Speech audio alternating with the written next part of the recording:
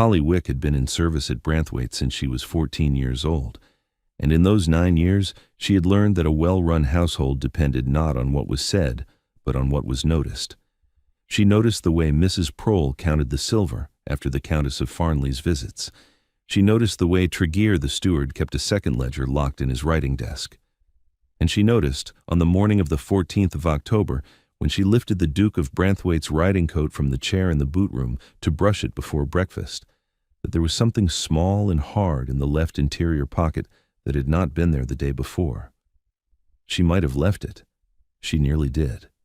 Her fingers had already begun working the horsehair brush across the shoulder seam when the weight shifted and the coat slipped, and a ring rolled out across the flagstones and came to rest against the leg of the boot rack with a sound like a dropped sovereign. It was a woman's ring.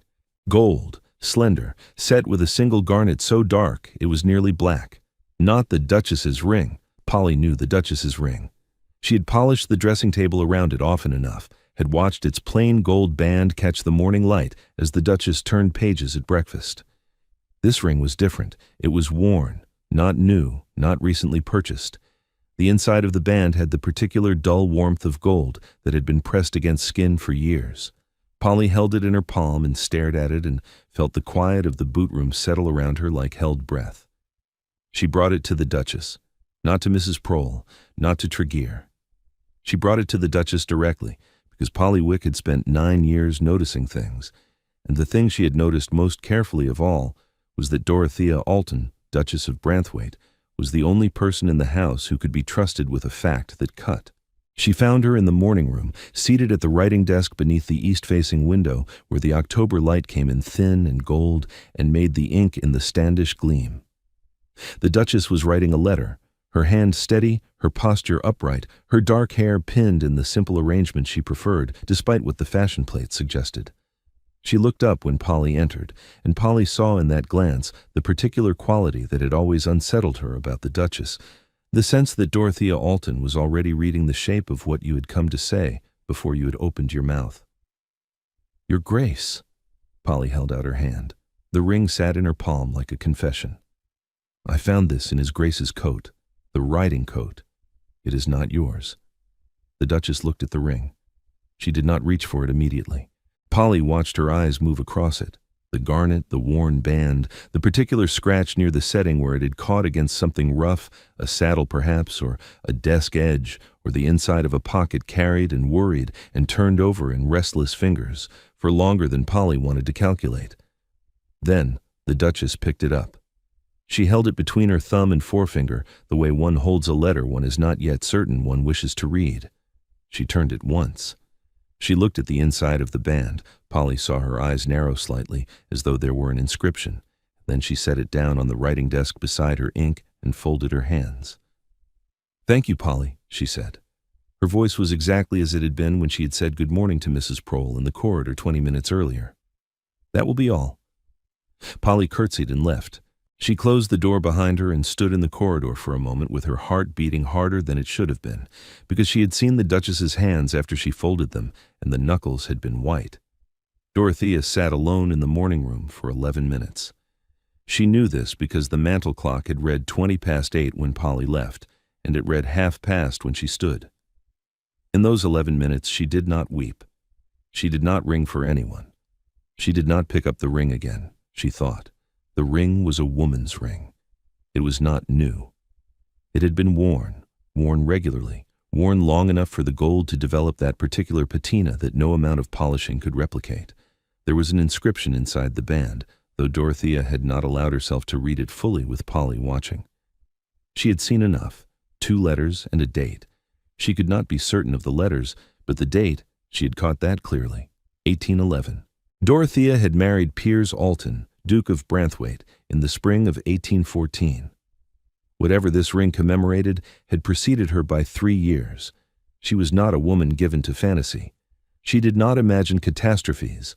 She assembled what she knew and waited for the rest to declare itself, the way one waits for a letter to arrive rather than riding out to meet the post. What she knew was this. Her husband carried in his coat pocket a woman's wedding ring, for it was unmistakably a wedding ring. The weight and plainness of the band were conclusive, that predated their marriage. He had not mentioned it. In 2 years of marriage, during which Dorothea had catalogued his habits with the careful attention of a woman who had been told very little and therefore resolved to learn everything, he had never once spoken of a previous attachment of any significance. This meant one of two things. Either Piers had been married before and had concealed it, or he had given a ring of such intimate weight to a woman outside marriage, which in its implications amounted to very nearly the same thing. Dorothea picked up the ring. She read the inscription. 2 initials, M.H., and the date. April 1811. Then she placed the ring in the pocket of her morning dress and went to the breakfast room. The breakfast room at Branthwaite was the most beautiful room in the house, though Dorothea suspected this was not intentional. It faced south and east, and at 8:30 in October, the light came through the tall windows in long amber shafts that caught the silver on the sideboard and turned the white linen tablecloth the color of warm cream. The room smelled of toast and coffee and the particular clean warmth of a coal fire that has been burning since 6. The table was laid for 2, as it was every morning, the Duke at the head, the Duchess to his right. Coffee for him, tea for her. The Morning Post stacked beside his plate. Her correspondence beside hers, along with the household ledger, Mrs. Prohl left each morning for review. Dorothea entered the room before Piers. She walked to his place at the table. She took the ring from her pocket and set it beside his coffee cup, resting against the saucer at a slight angle so that the garnet caught the light. Then she sat down in her chair, unfolded her napkin, and began to butter her toast. She heard his footsteps in the corridor, the particular stride of a man who has been riding early and changed quickly, the faint creak of boots not yet fully broken in. He was speaking to someone, Trigger perhaps, about the drainage on the south field, and his voice carried the easy authority of a man discussing a problem he believed was the most pressing matter of the morning. He came through the door. He was still speaking over his shoulder as he crossed to the table, reaching for the back of his chair with one hand, while the other gestured at a point Tregear was making about the clay subsoil. He pulled the chair out. He sat down. He saw the ring. Dorothea did not look up. She heard the sentence he had been constructing collapse somewhere between the subordinate clause and its resolution. She heard the particular silence that follows when a man's body understands something before his mind is caught up. The cessation of movement, the held breath, the faint settling of weight as every muscle that had been in casual motion arrested itself at once. She took a bite of her toast. The butter had been seasoned with salt from the Branthwaite dairy, and it was very good. Dorothea. She looked up then. She had planned to wait longer, to let the silence do the work silence did so well, but there was something in the way he said her name that she had not expected. Not guilt, precisely. Not the sharp defensive anger she had braced for. Something rawer than either. Something that looked, from where she sat with the morning light falling across the linen between them, like grief. He was staring at the ring. His coffee sat untouched. His hand had stopped halfway to the cup and remained suspended there, the fingers slightly curled, as though the ring were a small animal he was afraid of startling. "Where did you find this?" he asked. "Your coat," Dorothea said. "Polly brought it to me this morning. It fell from the pocket while she was brushing it." He closed his eyes. It was a small gesture, a flicker of lids, a momentary withdrawal, but Dorothea had spent 2 years learning to read him the way she had once learned to read Latin, through patient repetition and the gradual accumulation of context. Closing his eyes was not calculation. It was not a man composing a lie. It was a man absorbing a blow he had known, somewhere beneath conscious thought, would come eventually. M.H., Dorothea said quietly. April 1811. He opened his eyes. They were very gray in the morning light, the color of the slate roofs in rain, the color of pewter, the color of the sky above the moors on the long walks she took alone when the house became too full of his absences. "Yes," he said. Dorothea set down her toast. She folded her hands in her lap. She did not ask the question that pressed against her teeth with the force of 2 years of accumulated patience. Who was she? Why did you never tell me? What am I, if not the woman who should know what that ring means? She did not ask because she understood, with the clarity that comes to those who have been underestimated all their lives, that the person who asks the question surrenders the ground. The person who waits holds it. Piers looked at the ring. He looked at his wife. He looked at the ring again. Her name was Mary Holloway. he said. The name meant nothing to Dorothea. She searched her memory. 2 years of introductions, morning calls, dinner parties, the long recitation of county families Mrs. Prohl had provided when Dorothea first arrived as a bride, and found no Holloway among them. She was the daughter of the curate at Ashfield, Piers continued. His voice had the strained evenness of a man walking on ice, each word placed carefully. I was 22. My father was alive. My brother George was the heir. I was the second son with a commission waiting and no particular expectations from anyone. He paused. Dorothea waited. We married in April of 1811, in the chapel at Ashfield, with her father officiating and her sister as witness. It was legal. It was real. And it was something my family was never told about, because a second son marrying a curate's daughter was an embarrassment, not a catastrophe, and I intended to manage it quietly once I had established myself. The morning light shifted. A cloud passed and the amber warmth of the room dimmed briefly, then returned. The fire crackled. Somewhere in the house a door closed. She died, Piers said. November of 1811, 7 months after the wedding. Of fever. The same fever that took half the village that winter. I was at my posting. I received the letter 3 weeks after she was buried. Dorothea's hands remained folded. Inside the fold, her nails pressed into her palms. When George died and I inherited, the marriage it was already over. She was already gone. There was no widow to present, no marriage to explain. The register at Ashfield recorded it, but no one in London knew, and by the time my mother began introducing me to suitable families, it seemed— He stopped. He pressed his thumb against the bridge of his nose. It seemed simpler to say nothing. Simpler, Dorothea repeated. It was the first word she had contributed to the conversation beyond what was necessary, and she let it sit between them on the tablecloth, like the ring sat beside his cup. I know what that sounds like. I think you do not. Dorothea's voice was very quiet. I think you know what it sounds like to you. A pragmatic decision, a private grief, a thing too painful to speak of and therefore left unspoken. I think you do not know what it sounds like to me. He looked at her. Truly looked at her, in the way he had looked at her perhaps 3 or 4 times in the entirety of their marriage. Not the habitual glance of a husband acknowledging a wife's presence at the table, but the focused, almost startled attention of a man suddenly aware that the person across from him possesses a depth he has not troubled himself to measure. Tell me, he said. It sounds as though I married a man who had already given this ring, she said, touching the edge of the saucer where the garnet caught the light, and who carried the absence of the woman who wore it into every room of this house without once considering that the woman who replaced her deserved to know she was a replacement. You were not a replacement. Then why did I not know? The question landed cleanly. Dorothea watched it register.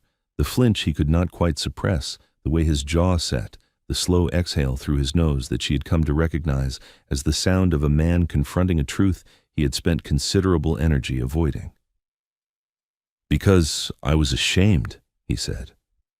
And there it was, not the grand confession she had braced for, not a mistress, not a living wife hidden in the country, not the gothic horror her mind had assembled and then dismantled in the 11 minutes she had sat alone in the morning room, something smaller, something in its way worse. Shame.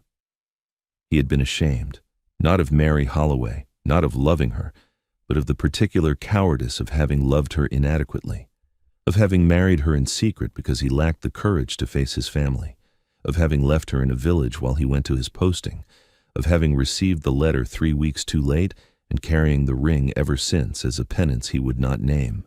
Dorothea understood all of this in the time it took the mantel clock to tick from 1 second to the next. She understood it because she had spent her life as the second daughter, the quiet one, the one who noticed, the one who was passed over in favor of her elder sister Judith's beauty and confidence, and she knew what it was to be the person in the room whose interior life was assumed to be simple because it was not performed. How long have you carried it, she asked, since the letter came? 15 years. Yes.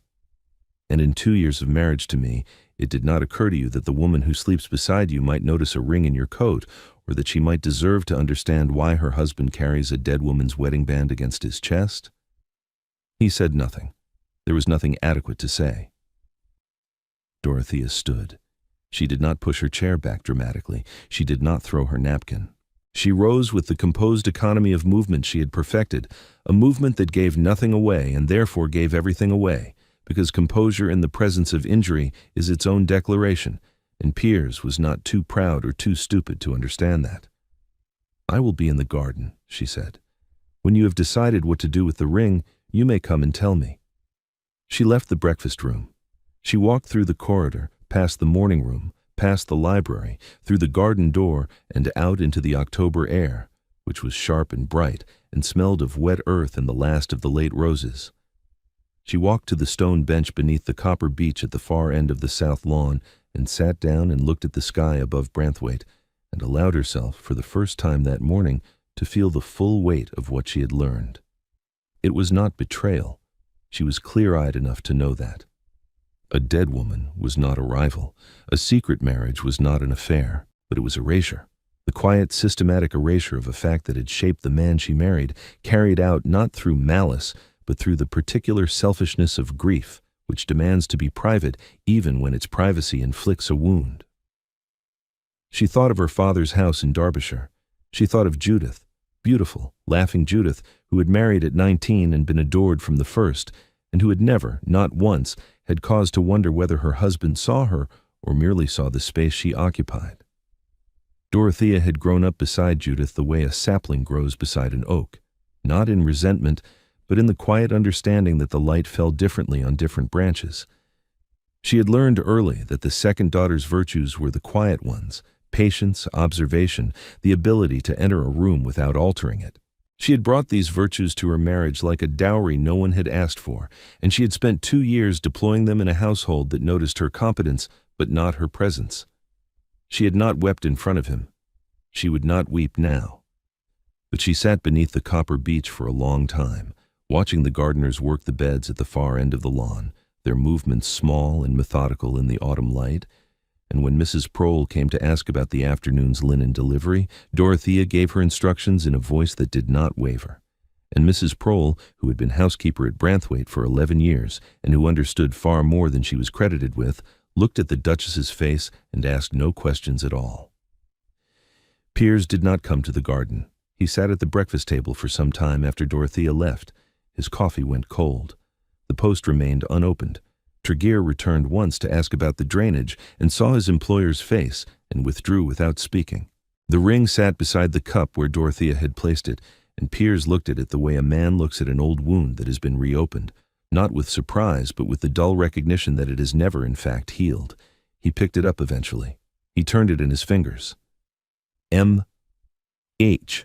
April 1811, Mary Holloway, who had laughed when he had fumbled the ring onto her finger in the Ashfield chapel because his hands were shaking. Mary Holloway, who had written him letters at his posting that smelled of lavender and were full of small domestic observations. The cat had caught a mouse, the garden wall needed pointing. She had learned to make a creditable gooseberry fool. Mary Holloway, who had been buried in the Ashfield churchyard 3 weeks before he knew she was dead, in a grave he did not visit for 2 years because visiting would have made it real. And Dorothea, who had married him, knowing only that he was quiet and wealthy, and that her father, Sir Rowan Innes, considered the match advantageous. Dorothea, who had come to Branthwaite as a bride, and set about understanding the house and the estate, and the tenants, with the methodical patience of a woman accustomed to being given very little information and making the most of what she found. Dorothea, who had sat across from him at this table every morning for 2 years, and read him with a precision that he had mistaken for contentment, because it did not occur to him, it had not once occurred to him, that a woman who did not complain might still be paying attention. He had not told her about Mary, because telling her would have required him to explain not just the marriage, but the manner of it, the secrecy, the shame, the cowardice that dressed itself up as pragmatism. It would have required him to say, "I married a woman I loved and hid her, and she died while I was away, and I have carried her ring ever since, not because I am faithful to her memory, but because I am punishing myself for the ways I was not faithful to it while she lived." And it would have required him to face the question Dorothea had placed before him with the same quiet precision she had placed the ring beside his cup. What am I, if not a replacement for the woman you lost? He knew the answer. He had known it for months, perhaps longer, perhaps since the night last winter when he'd come home late from the House of Lords and found Dorothea asleep in the library with a book open on her lap and the fire burned to embers, and had stood in the doorway watching her breathe and feeling something shift inside his chest that he could not name, because naming it would have required him to acknowledge that the life he was living with this woman was not the temporary arrangement he had told himself. It was but a real thing, a whole thing, a thing that deserved to be met with the same honesty he had failed to give to Mary. He put the ring in his pocket. He went to find Tregear. "The Ashfield Parish Register," he said. "I need to know if Reverend Holloway is still the curate there." Tregear, who had served 2 dukes and learned early that the best stewards answered questions without asking them, consulted his correspondence files and returned within the hour. Reverend Holloway had died in 1813. His daughter's grave was in the southeast corner of the churchyard. The current curate was a man called Threlfall. Piers sent no word to Dorothea. He did not go to the garden. He went to his study and sat at his desk and wrote 2 letters. The first was to the Reverend Threlfall at Ashfield, requesting that the grave of Mary Holloway be properly maintained and a stone erected if one had not already been placed. He enclosed funds sufficient for both and for a contribution to the parish poor fund in her name. The second letter he did not write immediately. He sat with the paper before him for a long time, the pen in his hand, the ink drying on the nib. Then he wrote 4 lines. He folded the letter, sealed it, and placed it on Dorothea's pillow before dinner. Dorothea found it that evening. She had dined alone, or rather, she had dined at the table while Piers sat at his end and neither spoke, the silence between them not hostile but heavy, the particular weight of 2 people who are aware that something has been broken and are not yet certain of the shape of its repair. She retired early. She went to her chamber. She saw the letter on her pillow. She opened it. It read, "You are not a replacement. You are not a continuation. You are the life I did not know I was permitted to want. I should have told you. Forgive me for the years I let you think you were living in an empty house when the truth is that I was the one who was empty." Dorothea read it twice. She folded it. She placed it in the drawer of her dressing table, beside the small painted miniature of her mother that she had brought from her father's house. She did not go to him that night. She went to him the next morning. She found him in the breakfast room, seated in his usual place, the coffee untouched as it had been the day before. The ring was not on the table. She sat down. She poured her tea. She allowed the silence to breathe for a full minute, long enough for him to understand that this was not an ambush, not a continuation of the previous morning's reckoning, but something else. "I read your letter," she said. "Yes." It was well written. A ghost of something crossed his face, not quite a smile, not yet relief. "It took me 4 hours. 4 lines in 4 hours. I discarded 11 attempts." Dorothea took a sip of her tea. The morning light was the same as yesterday. Amber, warm, forgiving, in the way October light can be when it chooses. The fire crackled. Mrs. Prohl's footsteps passed in the corridor and did not stop. "I will not ask you to stop grieving her," Dorothea said. "I would not respect a man who could discard a dead wife's memory on request. But I will ask you this. Do not carry it in your coat pocket like a secret. Secrets corrode. You, of all people, should know that by now." He looked at her.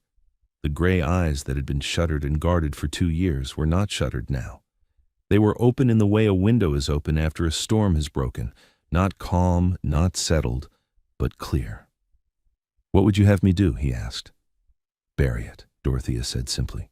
"With her, where it belongs. And then come home and tell me about her, not because I require a confession, but because I am your wife, and a wife who does not know her husband's griefs cannot be expected to share his life." 3 days later, Piers rode to Ashfield. He went alone, departing before dawn while the house was still dark, and the only light came from the kitchen where the cook's boy was banking the stove. The ride was long, nearly 4 hours through country that grew flatter and quieter, as the Branthwaite hills gave way to the fens, the hedgerows thinning, the churches visible for miles across the level ground. He had not made this journey in 5 years. The last time, he had come in a closed carriage and had not stayed above 10 minutes. He found the grave in the southeast corner of the churchyard, beneath an elm that had grown large enough in the intervening years to cast shade across the stone that the Reverend Threlfall had arranged with commendable speed. It was a good stone, plain, well cut, bearing only her name and the dates, no epitaph. Piers had not been asked to supply one, and by the time he might have offered, the silence around her death had calcified into something he no longer knew how to break. He stood at the grave for a long time. The churchyard smelled of wet grass and old stone and the faint mineral chill of autumn earth. A blackbird sang from the elm. The sound was ordinary and therefore almost unbearable. He took the ring from his pocket and held it in his palm. The garnet caught the thin October light and held it, that dark, nearly black red that he had once compared, in a letter he never sent, to the color of sloe berries in the hedgerow behind the curate's garden. She had laughed at that, he remembered. She had said he was a terrible poet and a tolerable husband, and that she would keep both. He knelt. The ground was soft from recent rain. He pressed the ring into the earth at the base of the stone, working it down with his thumb until it was deep enough that no plow or passing foot would disturb it, and he stayed kneeling for several minutes, with his hand flat against the ground, his palm against the cold soil. And he said nothing because there was nothing left to say that had not been said already in 15 years of carrying her ring and failing to carry her memory with the honesty it deserved. Then he stood and brushed the soil from his knees and walked back to his horse. When he returned to Branthwaite that evening, he found Dorothea in the library. She was reading, or holding a book at least, though he suspected she had not turned a page in some time. He sat down in the chair opposite her. The fire was lit.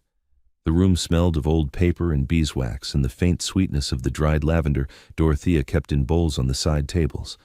He told her about Mary.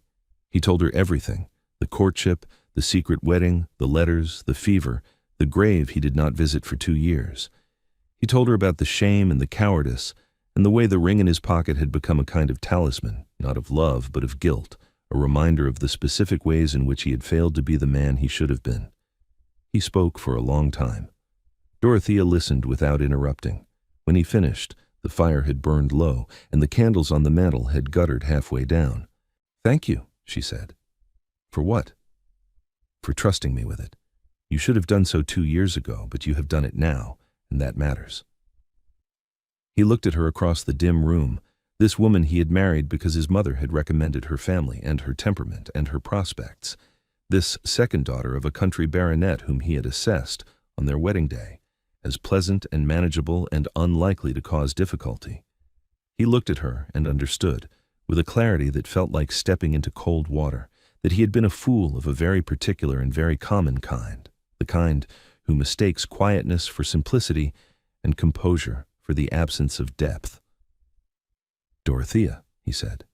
"Yes?" "I should like very much to begin again. Not the marriage stands, but the manner of it, the way I have conducted myself within it." She closed her book. She set it on the table beside her chair.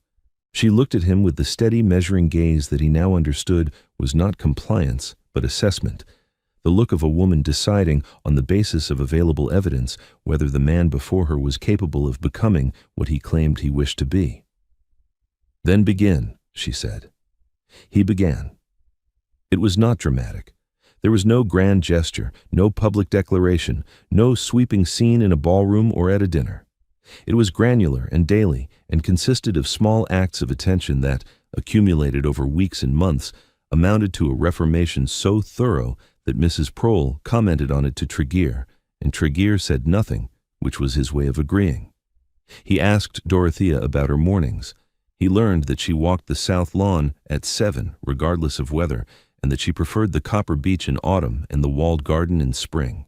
He learned that she read poetry, not the fashionable verse everyone quoted at dinners, but older work, devotional and precise, the kind of poetry that rewards attention.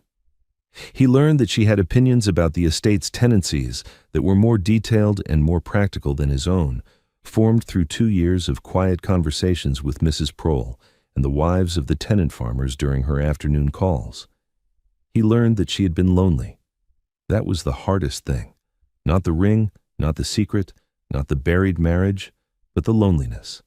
The understanding that she had lived in this house for 2 years as his wife and had been, in every way that mattered, alone. That she had eaten breakfast across from him every morning and been unseen. That she had managed his household and walked his grounds and slept in his bed and remained, throughout all of it, a stranger to him by his own negligence. He could not undo it. He could not recover the 2 years he had spent carrying a dead woman's ring while a living woman ate toast beside him with white knuckles and said nothing. But he could, and did, begin the work of learning her with the same painstaking attention she had given to learning him. By winter, Branthwaite had changed. Not visibly. The house was the same, the grounds were the same, the staff moved through their routines with the smooth efficiency Mrs. Prohl demanded. But the quality of the silence in the rooms where the Duke and Duchess sat together had altered.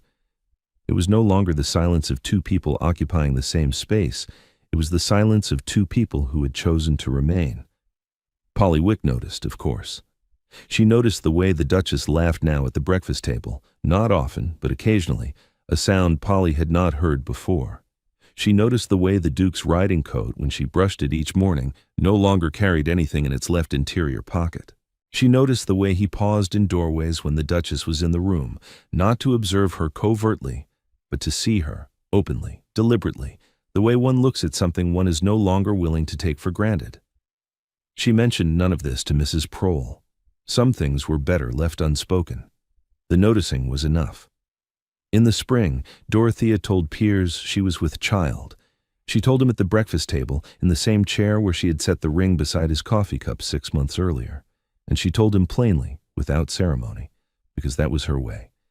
He set down his cup. He looked at her. She saw the gray eyes fill, not dramatically, not with the kind of decorative grief he had carried for 15 years, but with something simple and startled and new. "Are you well?" he asked. "I am well. Is there anything you need?" She considered this. "I should like you to write to my father. He will want to know."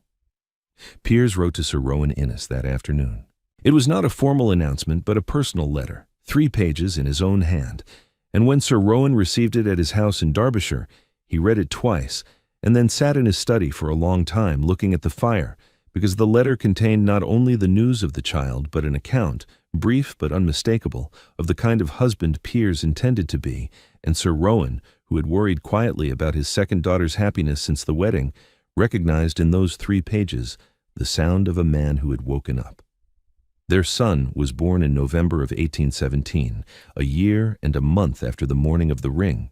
They named him George, after the brother whose death had made Piers a duke, and Rowan, after the grandfather who had raised Dorothea to notice what others overlooked.